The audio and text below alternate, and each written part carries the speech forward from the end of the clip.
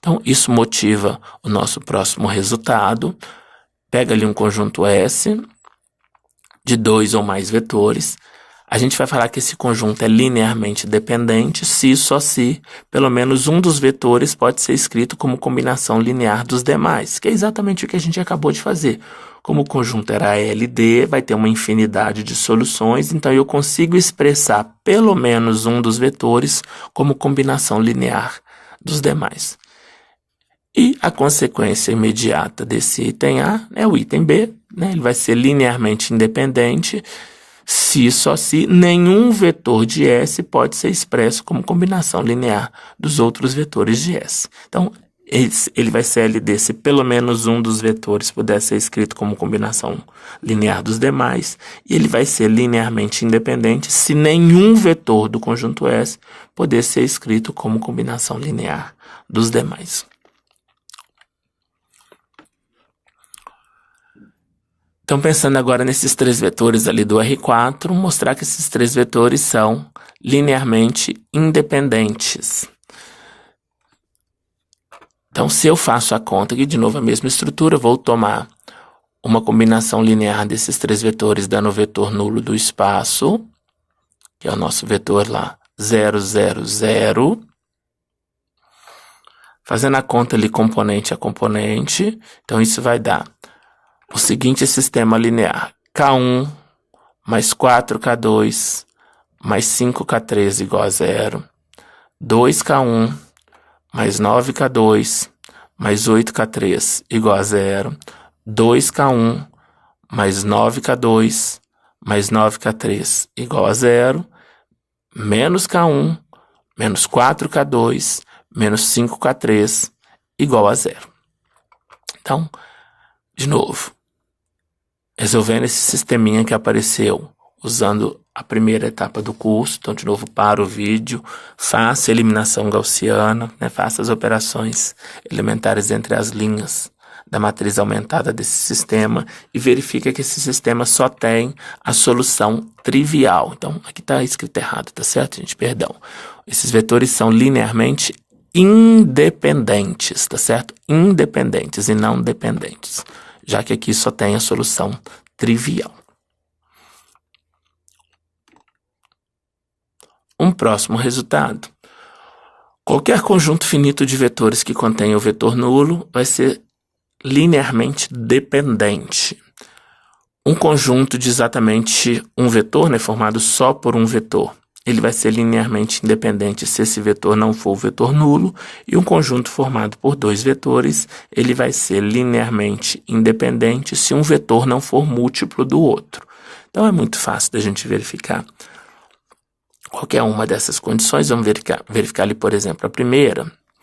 Se eu tenho um conjunto finito de vetores que tem o vetor nulo como parte integrante, é só você montar a seguinte combinação linear: 0 vezes o V1, 0 vezes o V2, 0 vezes o VR, mais 1 vezes o vetor nulo. Certamente isso aqui vai dar o vetor nulo. Então eu tenho uma combinação linear do V1, do V2, do VR e do vetor nulo, dando o vetor nulo, onde nem todos os coeficientes são iguais a 0. Então, aquela equação vetorial admite uma solução diferente da trivial, por exemplo, a solução 0, 0, 0, 1. Então, esse conjunto, por definição, é linearmente dependente.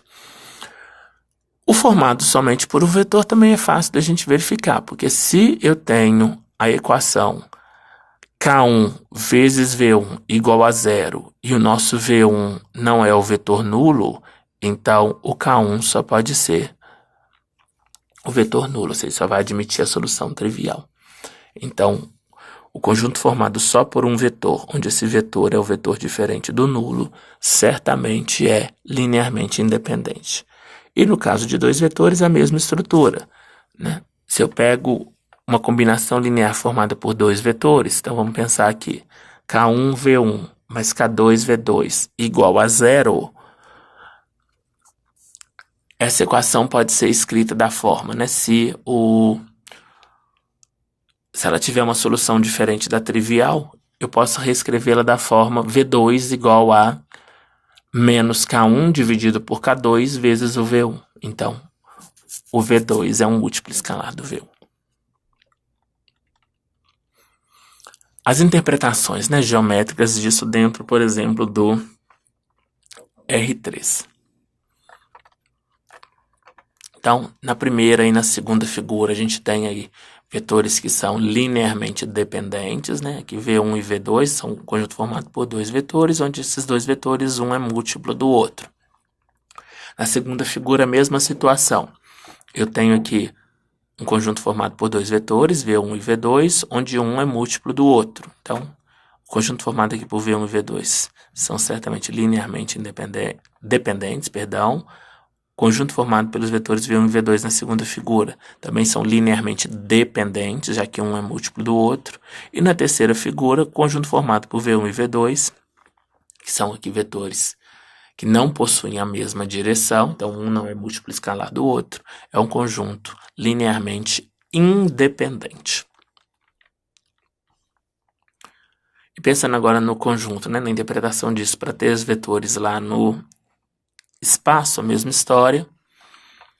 Primeira e segunda figura indicam um conjunto de vetores aí V1, V2, V3, que é linearmente dependente, né? Se a gente observar os vetores V1, V2, V3 aqui, o que está acontecendo é que eles são coplanares, então, em particular, o vetor V2, né, pode ser escrito como combinação linear do vetor V3 e do vetor V1, então certamente esse conjunto é LD.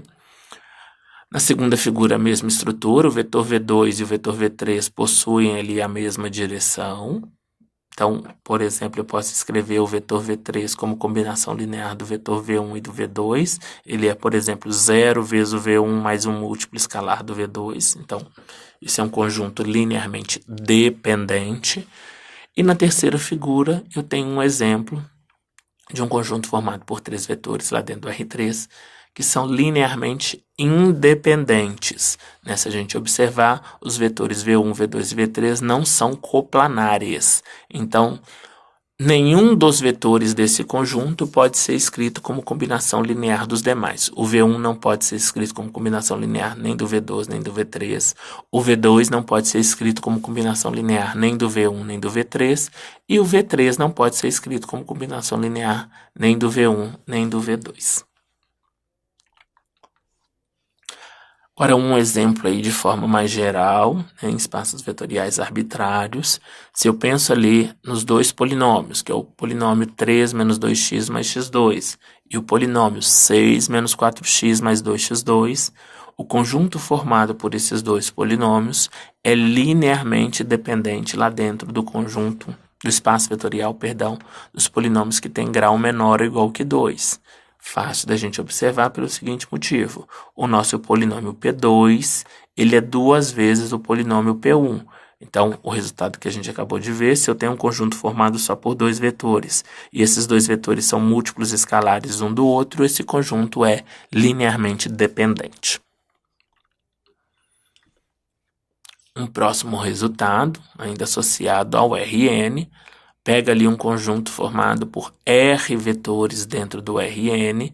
Se eu tenho mais vetores do que N, né? Vamos pensar, por exemplo, 5 vetores dentro do R3, 7 vetores dentro do R5, tá certo? Se eu tenho uma quantidade de vetores superior, daqui a pouquinho a gente vai chamar esse número de dimensão, né? Da dimensão lá do meu espaço.